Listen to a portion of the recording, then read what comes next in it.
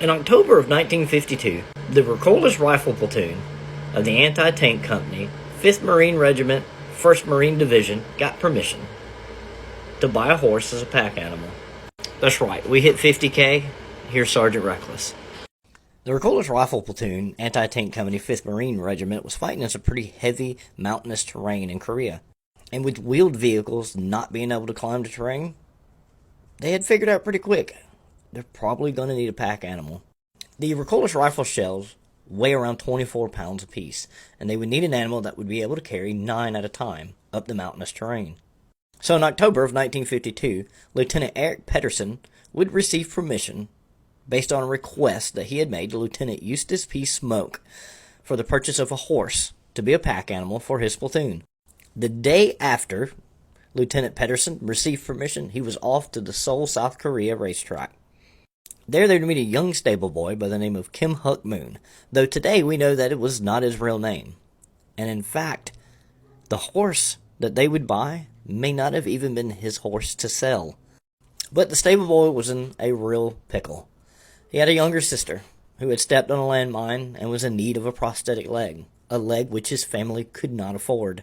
So he offered the little chestnut mare, who stood roughly around 14 hands tall, to the Marines for a sum of $250. There's many rough translations to the name that Sgt Reckless had before the Marines took ownership of her.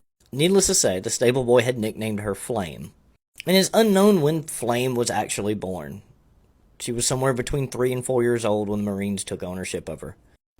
Her breeding is also unknown, though she is mostly Mongolian stock. Her head shape gives the idea that there is probably some thoroughbred in there, though coming from the racetrack, that would not be uncommon. So Lieutenant Peterson, Sergeant Willard Berry, and Corporal Philip Carter pulled their Jeep around with a utility trailer on the back. And the only way I can describe this trailer is as something you would probably haul an ATV or a lawnmower on. They would put the horse in the utility trailer and drive back to their base. On the way back, the Marines would give her a new name, Reckless, as the Recoilless rifles used by the Marines were known as Reckless rifles, as a nod to the daredevil attitude associated with those men that used that weapon. Once back at the camp, Gunnery Sergeant Joseph Lantham would take on her primary training duties. He would also be the person Reckless would be closest to.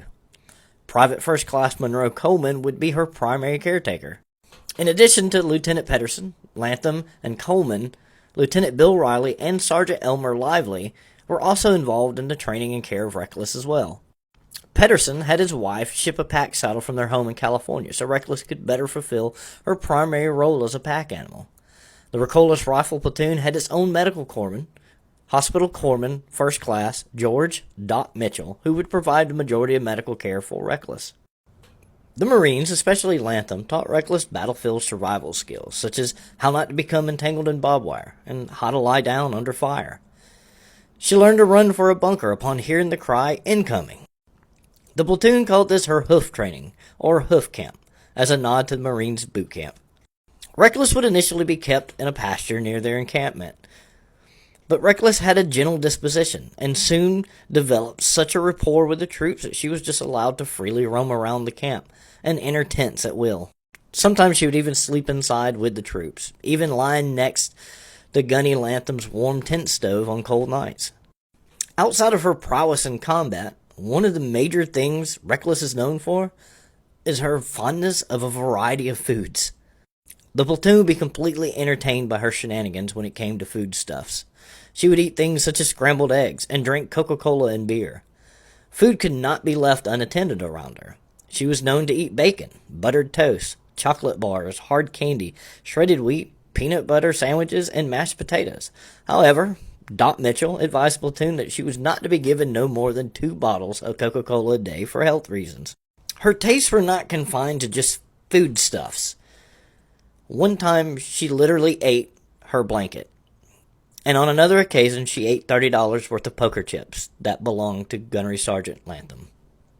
Reckless would soon receive her baptism under fire at a place called Headley's Crotch, near a village known as Quoc Chan. Though loaded down with 6 Recoilless rifle shells, she initially went straight up, with all 4 feet off the ground the first time one of the rifles fired. When she landed back to earth, she started shaking. But Coleman, her handler, calmed her. And the second time the gun went off, she snorted. And by the end of the mission that day, she was seen grazing around calmly, gnawing at a discarded helmet liner, and even taking interest in how the weapon was operated. What started to become clear with Sgt Reckless, outside of her appetite to eat nearly anything, was her intelligence. Learning a new route to deliver her goods, she would only need someone to take her up the hill maybe once or twice, and then she would make all the trips on her own. Her biggest accomplishment would come during the Battle of Outpost Vegas in March of 1953, when she would make 51 solo trips in a single day, carrying a total of 386 recoilless rifle rounds. That's over 9,000 pounds if she's carrying 4 to 8 24-pound shells each trip. That's also covering over 35 miles that day. The Battle of Outpost Vegas would last roughly 3 days. She'd be wounded twice during the battle, once when she was hit by shrapnel over the left eye and another time in her left flank. For her accomplishments during the Battle of Outpost Vegas, Reckless was promoted to corporal. When Reckless was not on the front lines, she was particularly useful in stringing telephone wire and packing other things for her platoon. She'd carry reels of wire on her pack. She could string as much wire as 12 men could do on foot in a day. She would also be the first horse in the Marine Corps to be involved in an amphibious landing, when the 5th moved from Camp Casey to Incheon. The commanding officer of the transport ship that Reckless would be loaded on halted all operations when he saw the horse standing on the dock. He would in fact refuse to take her on board, as his ship was known as the cleanest ship in the Navy for the last 2 years running. But once the Marines produced a loading plan approved by him, which specifically listed Reckless and all her equipment, she was allowed to board. But there was a problem. A problem which many of us, the first time we go to sea, faced. When a storm blew in, Reckless became seasick. And for those of us that work around horses, we know horses cannot vomit. So things come out of the other end.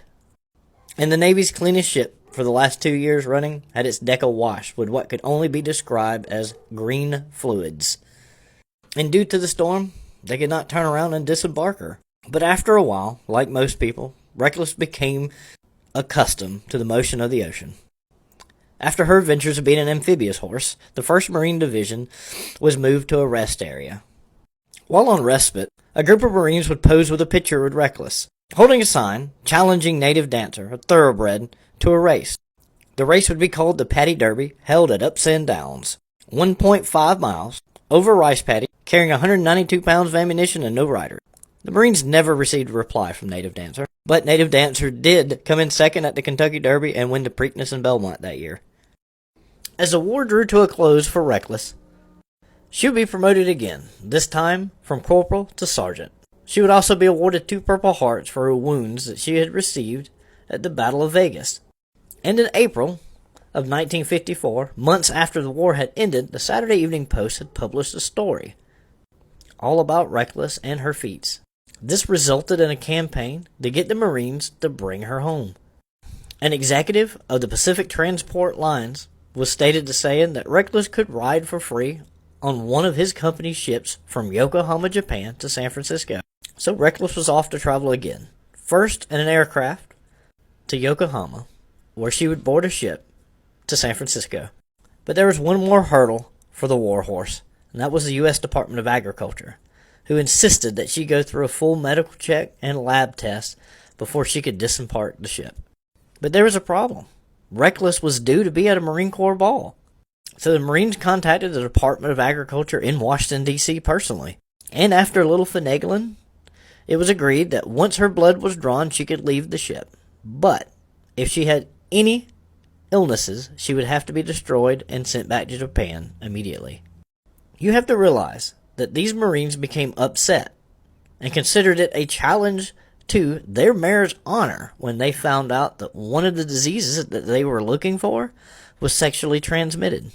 In fact, one of the Marines was heard saying, "Reckless ain't no floozy." So the night before Reckless was to arrive at the Marine Corps ball, she again ate her beautiful red and gold blanket, and another had to be made in short notice for her. She got to ride an elevator and ate a birthday cake. and all the table flower decorations. Reckless would make several TV appearances, but would eventually find her home in Camp Pendleton. Reckless would have VIP treatment until her last breath, and the Marine Corps is very careful about not letting her be exploited by commercial interests. She would produce 4 foals, 3 of them colts by the name of Fearless, Dauntless, and Chesty, and her last foal, a filly, died a month after birth and was unnamed. In 1959, Reckless would again be promoted to Staff Sergeant, and in 1960, she would be officially retired from the United States Marine Corps. And per Marine Corps documents, in lieu of retirement pay, she was provided free quarters and feed. Reckless would develop arthritis at her back as she gained age, and on May 13th of 1968, she would injure herself by falling in some barbed wire. And while under sedation to treat her wounds, Reckless would die.